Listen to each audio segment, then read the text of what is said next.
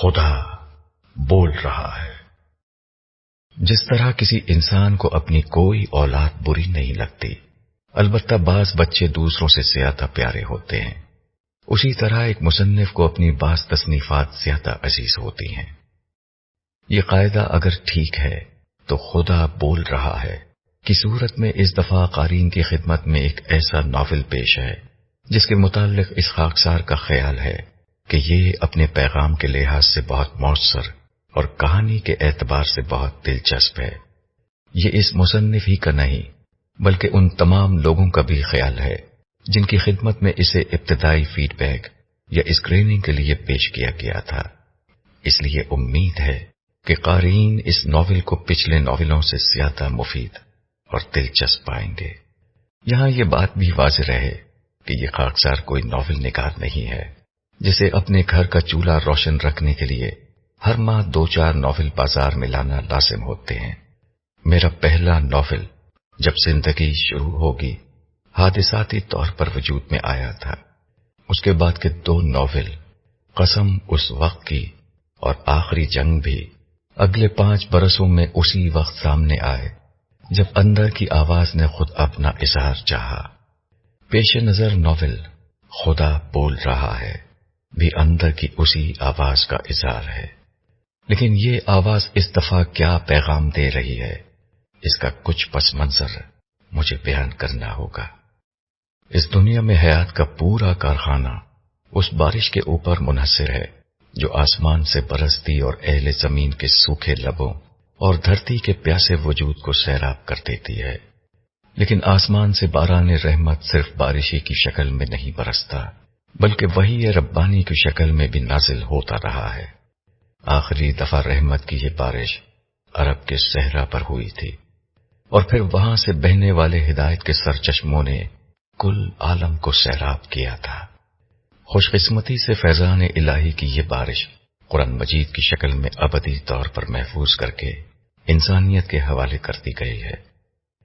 قرآن مجید مسلمانوں کی مقدس کتاب کا نام نہیں، یہ در حقیقت کلام الہی ہے۔ اس کی شکل میں خدا ہے جو ہمارے سامنے بول رہا ہے۔ اس کی صورت میں نبی کریم علیہ السلام کی دعوت ہے جو آج بھی پوری طرح زندہ و تابندہ ہے۔ مگر یہ بہت عجیب بات ہے کہ مسلمان جو اس کتاب مقدس کے حامل بنائے گئے ہیں، اس حقیقت کو تسلیم کرنے کے باوجود عمومی طور پر قرآن مجید سے بہت دور ہیں۔ بیشتر مسلمان قرآن نہیں پڑھتے، جو پڑھتے ہیں وہ سمجھتے نہیں، جو سمجھتے ہیں وہ قرآن مجید کے اصل پیغام یعنی ایمان و اخلاق کی دعوت کو اہمیت دینے پر تیار نہیں۔ یہ دعوت سادہ ترین لفظوں میں اس حقیقت کا نام ہے کہ انسان کو ایک روز اپنے رب کے حضور پیش ہو کر اپنے اعمال کا حساب دینا ہے۔ اس روز جس کے اعمال قرآن میں بیان کردہ خدائی مطالبات کے مطابق ہوئے وہ ابدی بادشاہی سے سرفراز کیا جائے گا، اور جس نے ان مطالبات کو نظر انداز کیا اس کا ٹھکانہ جہنم ہوگا۔ مسلمان عملی طور پر قرآن کے متعلق جو بھی رویہ رکھیں، قرآن مجید کی جو حیثیت ہے وہ کبھی تبدیل نہیں ہو سکتی۔ مرنے کے ساتھ ہی ہر شخص جان لے گا کہ جو کچھ قرآن مجید نے کہا تھا وہ لفظ ب لفظ درست ثابت ہو چکا ہے۔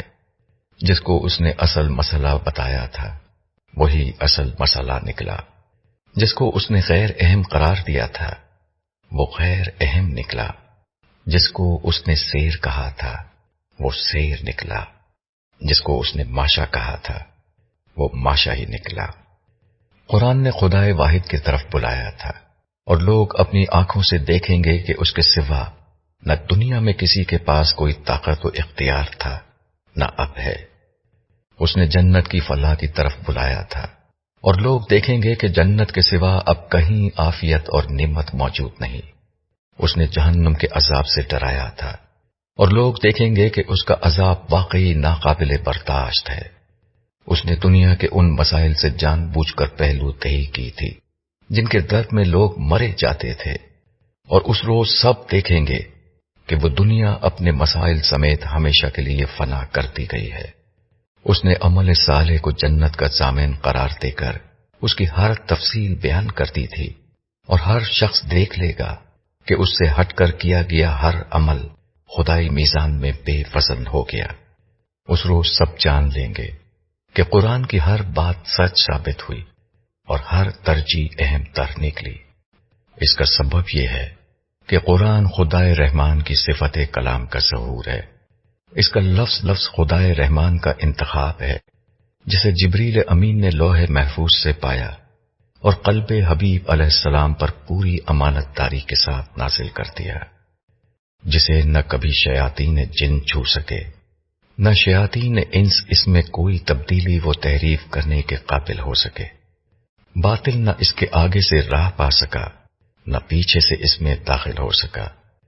یہ محمد الرسول اللہ صلی اللہ علیہ وسلم کی لائی ہوئی وہ ہدایت تھی جو قیامت تک تمام نبیوں اور رسولوں کے قائم مقام ہو کر انسانیت کی ہدایت اور رہنمائی کے لیے کافی ہے۔ قرآن مجید کی عظمت اور اہمیت کا یہی وہ احساس تھا جو اب ایک ناول کی شکل میں ڈھل کر قارئین کے سامنے پیش ہے۔ اس کی کہانی جنت کی زندگی اور میرے پہلے ناول جب زندگی شروع ہوگی کہ مرکزی کردار عبداللہ سے اٹھی ہے۔ ناول کا آغاز اس وقت سے ہوتا ہے جب عبداللہ حشر کے مراحل سے گزر کر جنت میں پہنچ چکا ہوتا ہے، مگر اس کے ساتھ کہانی میں دو نئے کردار داخل کیے گئے ہیں اور اصل پیغام انہی کی داستان کے پس منظر میں بیان کیا گیا ہے۔ کہانی کا آغاز جنت کی دنیا سے ہوا ہے اور باوجود کہانی کی رفتار کچھ ہلکی رکھی گئی ہے، مگر جیسے ہی اصل داستان شروع ہوتی ہے کہانی میں اتنی تیزی اور روانی آ جاتی ہے کہ قاری کے لیے انشاءاللہ کتاب چھوڑنا آسان نہیں رہے گا۔ یہی وہ جگہ ہے جہاں اس عاجز نے کوشش کی ہے کہ اصل پیغام کو کہانی کے پس منظر میں اس طرح بیان کیا جائے کہ وہ کوئی ٹھونسی ہوئی چیز نہ لگے بلکہ اصل داستان کا ایک لازمی حصہ لگے۔ یہ داستان گوئی اس لیے ضروری ہے کہ لوگ اہم ترین حقائق کو سنجیدگی کے ساتھ لینے کے لیے تیار نہیں ہے۔ ایسے میں شاید یہ داستان سرائی ہی لوگوں کو خزانے کے اس نقشے کی طرف متوجہ کر دے جسے عرف عام میں قرآن مجید کہا جاتا ہے۔ ایک شخص نے بھی اس ناول سے قرآن تک کا سفر طے کر لیا تو یہ میری محنت کا حاصل ہوگا۔ بندہ عاجز، ابو جاہیہ، یوم العرفہ 1438 ہجری، کراچی۔